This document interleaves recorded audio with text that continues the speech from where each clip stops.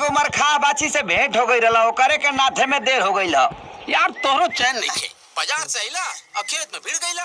का करी पार्टनर, अगर हमारा बाबूजी के बस चले ना तो हमारे के हुए देश के प्रधानमंत्री बना दिए। प्रधानमंत्री?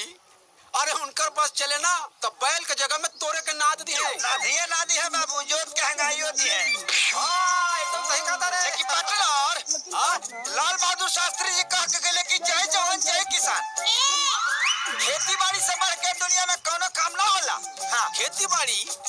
अरे तू पगला गेल बड़े करे, ते जवानी का गोबर गोथार में जियान करे के चाहता रे। हमारा नजरिए से तुम देखोगे तो समझ जाओगे। अरे तोर नजरिया कहीं तेल लेवे काहे कि तोरो नजरिया भी तोर बुढ़वा बाप खानी हो गइल बा। हम कह रहे हैं तो एक बार देखने में कहा जाता है जी। हाँ तो पार्टनर बुझा गइल, तोरो खेला खत्म है बा।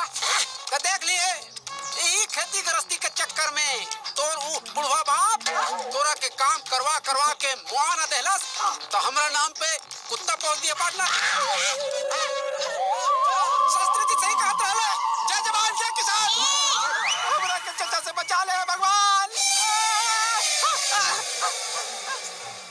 बाबूजी, रौरा खिलाफ में ही गोधाना हमारे के भड़कावो तो लो, लेकिन हम देखी पूरा खेत में खाद छीट देनी।